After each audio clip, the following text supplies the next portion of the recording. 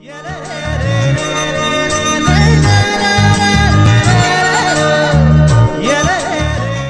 படங்களுமே நம்ம சுயதிருப்திக்காக பார்க்குற படங்களாக மாறிடாதுங்க.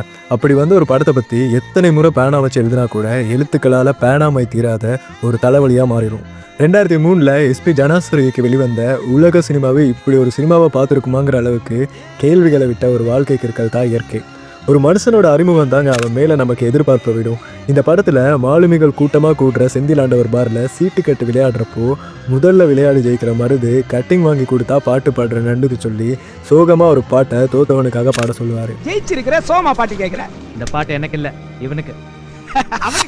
அதே மருது ஜெயிச்ச மொத்த காசையும் போட்டு 2வது முறை ஆடுறப்போ தோத்துருப்பாருங்க. ஆனால் இப்போ அதே நண்டுக்கிட்ட சொல்லி ஜெயிச்சவனுக்காக சந்தோஷமாக ஒரு பாட்டை பாட சொல்லியிருப்பாரு. இன்னொரு கட்டிங் வாங்கிக்கோ, சந்தோஷமா ஒரு பாட்டு பாடு. என்ன தோத்துருக்கிற அப்புறம் ஹாப்பி சாங் கேட்குற? இப்பவும் பாட்டு எனக்கு இல்லடா, இவனுக்கு தான். ரெண்டுமே தோல்விகள் தான். ஆனால் தோல்வியாக இல்லாமல் ஒரு டிரான்ஸ்ஃபர்மேஷன் போல் சந்தோஷமாக சாங் போட்டு காட்டியிருப்பாங்க. மருது ஒரு மாலுமிங்க. கப்பலில் போனால் அவர் திரும்ப வருவாரான்னு தெரியாது. எப்போவுமே ரிஸ்க் எடுத்து இழப்புக்கு தயாராக இருக்கிற ஒரு மனுஷன் தோல்வியை ஒரு சுமையாக இறக்கி விட்ட மாதிரி விடுதலையாக பார்க்குறான். இப்படி மருதுவோட பயணத்தில் சேர்ற இலக்கே எங்கன்னு தெரியாமல் 14 வருஷமாக கடலில் திரிஞ்சு உலகத்தையும் 3 தடவை சுற்றியும் கூட இருத்தலியல் வெறுமைங்கிற விஷயம் எதுக்காக ஓடுறோங்கிற மனச்சொருவை கொடுத்து சொந்த ஊருக்கு கப்பல் திரும்புகிற அந்த ஃபீலை அந்த மண்ணுக்கு முத்தம் கொடுத்து கரை மேலே சாஞ்சு மருது ஃபீல் பண்ணுறப்போ சொந்த மண் வீடு நாடுன்னு எதையுமே தனக்குன்னு சொல்லிக்க முடியாமல் அடையாளமே இல்லாமல் வாழ்கிறவங்க கஷ்டத்தை என்கே ஏகாம்பரமோட ஒளிப்பதிவு அவரோட கேமரா லென்ஸ் மூலமாக யதார்த்தமாக நமக்கு காட்டியிருக்கோங்க. இந்த படத்தில் மருது கேரக்டரை நம்மளை புரிஞ்சிக்க யாருமே இல்லைங்கிறத விடவும் ஏமாற்றங்கள் மனுஷங்களால் உருவாக்கப்பட்ட இயற்கைன்னு புரிஞ்சு விலக்கி அர்த்தமில்லாத இந்த உலகத்தில் அவனோட இருப்புக்கு தானே அர்த்தம் கற்பிக்கிற மாதிரி அந்த கடலும் கரையும் அவனுக்கு வழிகாட்டியாக மாறி இருக்கும். இப்படி ஒரு பக்கம் மருதுவோட காதல் தெரிஞ்சாலும் விதிக்கும் சுயவிருப்பத்துக்கும் நடுவில் மாட்டிட்டு முழிக்கிற நான்சியோட காத்திருப்பும் அந்த துறைமுகத்தில் கலங்கரை விளக்கம் போல் நின்று கேப்டன் வருகைக்கு வழிகாட்டிகிட்டே இருக்குங்க. படத்தில் கேப்டனை புரிஞ்சுக்கிற வாய்ப்பு திரையில் நமக்கு கம்மியாகவே இருக்கும். ஆனால் டைரக்டர் அவனோட இருப்பை நம்பிக்கை கடந்த காலம் விதின்னு 3 கருத்துகளோட குறியீடாக வச்சுருப்பாரு. நிறைய விஷயம் மெட்டாஃபரிக்கலாக கையாண்டிருப்பாங்க. துறைமுகமாக நான்சியும் கப்பலாக மருதுவும் கடலாக கேப்டன்னு இப்படி இயற்கையோட நிலையில்லாத தன்மைகளோட இவங்களை பொருத்தி பார்த்தா படத்தில் ஒரு கேப்டனாக முகுந்தன் கடல் மேலே பயணிக்க அதோட போக்கை நீரோட்டத்தையும் திசையும் புரிஞ்சுக்கிட்டு இருப்பாரு. அப்படித்தான் அவரோட அணுகுமுறை நான்சி விஷயத்துலையும் இருக்கும். கடலை நம்பி அவரோட பயணம் இருந்தாலுமே அதோட நிலையில்லாத விஷயம் பற்றின தெளிவு நான்சி காதல் மேலேயும் அவருக்கு இருந்துச்சு. சில நேரம் மருது சொன்னது போல எதுவுமே பண்ணாமல் இருக்கிறது தான் மனசு ஆழமாக பாதிக்குமான்னு கேட்டால் ஆமாங்க. என் வாழ்க்கையில் நான் நிறைய அனுபவப்பட்டிருக்கேன். அவ்வளோ அனுபவம் இருந்தும் கூட என்னால் ஒரு பொண்ணு மனசுக்குள்ளே முழுசாக போக முடியல. மருது நான்சி அன்பு வேணும்னு நினச்சாரு. ஆனால் கேப்டன் அன்புல இருக்க நிலையற்ற தன்மையை புரிஞ்சுக்கிறாரு. இந்த இடத்துல சொந்தமாக்கிக்கிறதுக்கும் வழிநடத்துறதுக்கும் இடையில இருக்கிற வித்தியாசத்தை ஜனாசர் ரொம்ப ஆழமாக சொல்லியிருப்பாங்க. அந்த கேப்டன் நினச்சிருந்தா அந்த பொண்ணை என்ன வேணாலும் பண்ணிருக்கலாம். ஆனால் அந்த கேப்டன் ஒன்றுமே பண்ணாமல் தட்டி கொடுத்து அந்த பொண்ணை கப்பலில் இருந்து இறக்கி விட்டுட்டு அந்த பொண்ணு மனசுக்குள்ளே முழுசாக உட்காந்துட்டான். ஒரு காதல் படத்துக்கு வெறும் லைட் ஹவுஸை மட்டும் படமாக்க அந்தமான் வரைக்கும் போயிட்டு செட்டு போடணுமான்னு யோசிச்ச இடத்துல தேடினப்போ தான் நிறைய விஷயங்களை பார்க்க முடிஞ்சதுங்க. இயற்கை படம் வெறும் ஒரு லொக்கேஷனில் எடுத்த படம் கிடையாது. படத்தோட ஆத்தென்டிக் ஃபீலுக்காக தூத்துக்குடி, ராமேஸ்வரம், திருச்செந்தூர் இப்படி தமிழ்நாட்டில் நிறைய கடலோர பகுதிகளில் 21 நாள் ஷூட் பண்ணியிருக்காங்க. 2வது ஸ்கெடியூல் அந்தமான் தீவில் 12 நாள் நடந்திருக்கு. அந்தமான் தீவுகளை வெர்ஜின் லேண்ட்னு சொல்லுவாங்களாம். அதாவது அங்கே மனுஷங்க கால் தடமே பட்டிருக்காது. இங்கே சங்குங்க கூட நடந்து போகும்னு ஜனாசர் இன்டர்வியூவில் சொல்லியிருப்பாருங்க. உலகத்தை விட்டு விலகி கடலோடவே பயணிக்கிற மருதுவோட தனிமைக்கும் தன் காதலனுக்காக 3 வருஷங்கள் காத்திருக்கிற நான்சியோட காத்திருப்புக்கும் ஒரு பொருத்தமான பேக்ட்ராப்பாக இந்த இடம் அமைஞ்சிருக்கும். அங்கேயும் கார்ல் மெமோரியல் சர்ச் பற்றி ஒரு இன்டர்வியூவில் டைரக்டர் சொல்கிறப்போ அந்த இடமே புயல் வந்து சரிஞ்சப்போ அந்த சர்ச் இடிஞ்சு போய் அது மேலே மரத்தோட வேர்கள் சுற்றி இருந்த காட்சியை பதிவு பண்ண முடியலைன்னு வருத்தப்பட்டிருப்பார். ஏன்னா ஒரு ஷாட் எடுக்கவே அங்கே நிறைய பயணப்பட வேண்டியதாக இருந்திருக்கு. அப்போது ஜனாசரோட பேட்டாவே 50 பைசா தாங்க.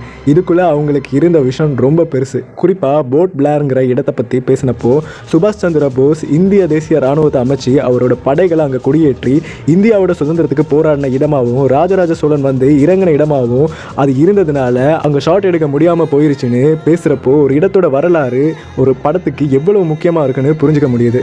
அது கூடவே ஒரு கப்பலை பழுது பார்க்குற ட்ரைடாக் தொழில்நுட்பம் இருக்க ஆபஸ் இந்தியாவிலேயே 2 தான் இருந்திருக்குங்க. ஒன்று கொச்சிலையும் இன்னொன்று அந்தமான்லையும். அந்தமான் கடல் பரப்பில் அதிகமான ஹைடைட் வேவ்ஸ் இல்லாதனால அங்கே துறைமுகத்தில் ட்ரைடாக் தொழில்நுட்ப வசதி இருந்திருக்கு. ஒரு பெரிய காகோ ஷிப்பை ரிப்பேர் பார்க்கணும்னா அதை தண்ணியில் வச்சு சரி செய்ய முடியாதுங்க. அதுக்கு பெரிய தொட்டி போல் இருக்க இடத்துக்குள்ளே கப்பலை அடைச்சி விட்டு உள்ளே இருக்க தண்ணியை பூரா பம்ப் வச்சு வெளியே விடுவாங்க. அப்போ கப்பல் தரையில் நிற்கும். ரிப்பேர் ஒர்க் முடிஞ்சதும் தண்ணியை ரீஃபில் பண்ணி கப்பலை ரிலீஸ் பண்ணிடுவாங்க. இந்த ப்ரோசஸுக்கு தான் ட்ரை டாக்னு சொல்லுவாங்க. வெறும் காதல் படத்தை படமாக்குற ஒரு மனுஷன் இவ்வளோ டீட்டெயிலிங்காக 1 கோடி பட்ஜெட்டில் இதெல்லாம் படத்தில் காட்டணும்னு இல்லைங்க. ஆனால் இது முதல் கொண்டு ஒரு சீனாக வச்சுருப்பாங்க. ஒரு லைட் ஹவுஸ் தேவைன்னு இயக்குனர் ஜனநாதன் சார் நினச்சப்போ அது நேராக இருக்கணும்னு நினைக்கல. அது ஒரு அபேண்டன் ஸ்டேட்லையும் கொஞ்சம் சாஞ்சு போன மாதிரியும் இருக்கணும்னு கேட்டிருக்காரு.